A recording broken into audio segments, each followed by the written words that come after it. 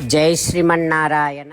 సుందరకాండలో అంటే మరి నేను విడిచినటువంటి బ్రహ్మాస్త్రం వ్యర్థం కాకూడదు, అందుకని ఇప్పుడు ఏం చేయమంటావు అని కాకిని అడిగాడు రాముడు. అప్పుడు ఆ కాకి, రామా, నీ బాణంతో నా కుడి కంటిని పోగొట్టు అని ప్రార్థన చేసింది. అప్పుడు ఆ బ్రహ్మాస్త్రం ఆ కాకి కుడి కంటిని పోగొట్టింది. ఇక ఆ కాకి ప్రాణంతో బ్రతికిపోయింది. ఆ తర్వాత స రామాయ నమస్కృత్వా రాజ్ఞే దశరథాయ చ, ఆ కాకి నా రాముడికి నమస్కరించి నా రాముడి తండ్రి దశరథ మహారాజుకు మనస్సులో నమస్కరించి ఇక అక్కడి నుంచి వెళ్ళిపోయింది అని సీతమ్మ హనుమతో చెబుతోంది. సీతమ్మ హనుమతో రాముడిని తాను ఇలా అడుగుతున్నట్టుగా చెబుతోంది. హనుమా, ఈ రకంగా అడుగు, నేను అడిగినట్టుగా. రామా, మత్కృతే కాకమాత్రేతు బ్రహ్మాస్త్రం సముదీరితం. రామా, నా కోసం కాకి మీద బ్రహ్మాస్త్రము వేశావే, మరి ఇప్పుడు నన్ను అపహరించి నీ నుండి నన్ను దూరము చేసినటువంటి రావణుడిని ఎందుకయ్యా క్షమిస్తున్నావు? ఓ రామా, కృపామ్మయి, నా మీద దయ చూపించవా రామా? ఓ రామా, నువ్వు నా నాథుడవై ఉంటూ ఉండగా కూడా నేను అనాథనైపోయాను కదా రామా. ఓ రామా, ఇతరులు దుఃఖిస్తూ ఉంటే సహించలేకపోవటము అనేటటువంటి ఉత్తమ ధర్మాన్ని నేను నీ దగ్గరే చూశాను. నువ్వు చెప్తేనే నేను విన్నాను ఆ ధర్మం గురించి. ఓ రామా, నువ్వు మహాపరాక్రమశాలివి, మహాబలుడవు, అంతులేని ఘనకార్యాలు సాధించినటువంటి వాడివి. ఓ రామా, నువ్వు ధైర్యశాలివి. గాంభీర్యాత్ సాగరోపమం, సముద్రమంతటి గాంభీర్యము కలవాడివి రామా నువ్వు. హో రామా, భర్తారం స సముద్రాయ ధరణ్యా వాసవోపమం, సకల ధరాతలానికంతటికీ ప్రభుడవు నువ్వు కదా రామా.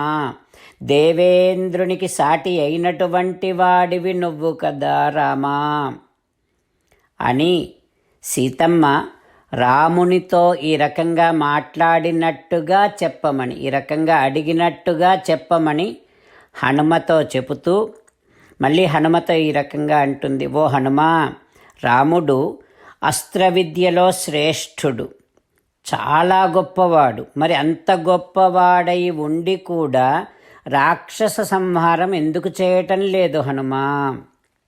ఓ హనుమా, నా నాగా నాపి గంధర్వా నా అసురా నా మరుద్గణాః, నాగులు కానీ గంధర్వులు కానీ అసురులు కానీ మరుద్గణాలు కానీ రామస్య సమరే వేగం శక్తాః ప్రతిసమాధితుం, యుద్ధములో రాముడిని వారెవ్వరు కూడా ఎదుర్కోలేరు హనుమా.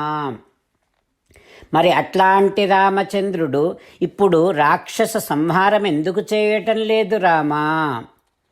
కనీసము లక్ష్మణుడైనా రాముడి ఆజ్ఞను తీసుకొని రాక్షస సంహారం చేసి నన్ను కాపాడాలి కదా, మరి నన్ను ఎందుకు కాపాడటం లేదు హనుమా? ఓ హనుమా, రామలక్ష్మణులు కలిస్తే దేవతలు కూడా వారిని ఎదిరించలేరు, అంత గొప్పవారు. మరి అంత గొప్పవారై ఉండి కూడా రామలక్ష్మణులు కిమర్థం మాం ఉపేక్షతః, నన్నెందుకు ఉపేక్షిస్తున్నారు హనుమా అంటూ సీతమ్మ హనుమను అడుగుతోంది.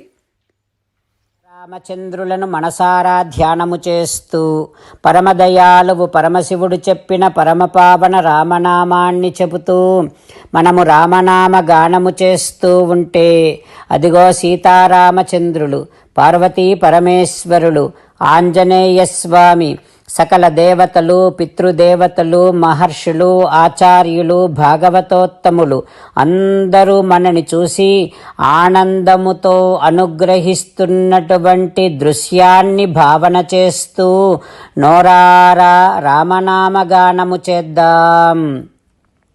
రామ రామ దశరథ రామ రామ రామ దశరథ రామ హే హే రాజా రామ హే హే రాజా రామ హే హే సీతారామ హే హే సీతారామ. జై శ్రీమన్నారాయణ. భక్తులకు ప్రత్యేకమైనటువంటి విజ్ఞాపన. మీకు అన్ని విషయాలలో వెంటనే మంచి ఫలితాలు రావాలి అనంటే ప్రతిరోజు 1 నిమిషం వెచ్చించి నారాయణాస్త్రాన్ని చదవండి. ఇక మీకు తిరిగే ఉండదు.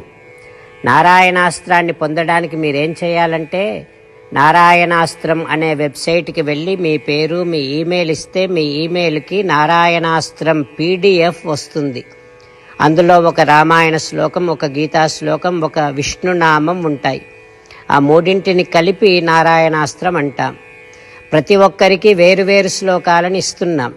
ఆ రకంగా ఎవరి శ్లోకాన్ని వారు ప్రతిరోజు తప్పనిసరిగా చదవటం వలన ప్రతిరోజు ప్రతి 24,000 భక్తులతో ఒకసారి సంపూర్ణ రామాయణ పారాయణ, 33 సార్లు శ్రీమద్ భగవద్గీత పారాయణ, 24 సార్లు శ్రీ విష్ణు సహస్రనామ స్తోత్ర పారాయణ జరుగుతుంది. ప్రతి ఒక్కరికి అంతటి విశేష ఫలితము ప్రతిరోజు లభిస్తుంది. అందుకని మీరు మీ కుటుంబ సభ్యులు అందరూ ఒక్కొక్కరు ఒక్కొక్క నారాయణాస్త్రాన్ని వెంటనే పొందండి. జై శ్రీమన్నారాయణ. శ్రీమద్ భగవద్గీత సారాంశముగా 18వ అధ్యాయములో 65 నుంచి 69 శ్లోకముల ద్వారా శ్రీకృష్ణ భగవానుడు మనందరినీ ఒక 8 పనులు చేయమని చెబుతూ పరమాత్మ ఈ రకంగా అంటూ ఉన్నాడు. ఎవరెవరైతే నేను చెప్పిన ఈ 8 పనులు చేస్తారో వారందరూ నాకు చాలా ఇష్టమైన వారవుతారు.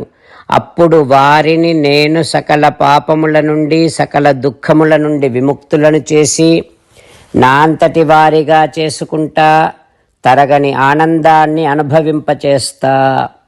నిజమే చెబుతున్నా, ప్రమాణము చేసి చెబుతున్నా అంటూ సాక్షాత్తుగా దేవదేవుడైన శ్రీమన్నారాయణుడైన శ్రీకృష్ణ భగవానుడే మనను ఈ 8 పనులు చేయమని చెబుతూ ఉన్నాడు కనుక, హో శ్రీమన్నారాయణ కరిష్యే వచనం తవ, తప్పకుండా చేస్తా, నువ్వు చెప్పినట్టే చేస్తా అంటూ మనం ప్రతిరోజు దేవదేవుడైన శ్రీమన్నారాయణుడికి ఈ రకంగా మాట ఇద్దాం.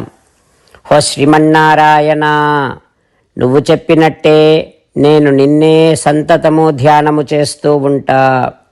హో శ్రీమన్నారాయణ, నువ్వు చెప్పినట్టే నేను నీ భక్తుడిగానే ఉంటా. హో శ్రీమన్నారాయణ, నువ్వు చెయ్యమన్నట్టే నేను నా విధులను కర్తవ్యాలను నీ సేవగా నీ తృప్తి కోసమనే సక్రమంగా నిర్వర్తిస్తూ ఉంటా.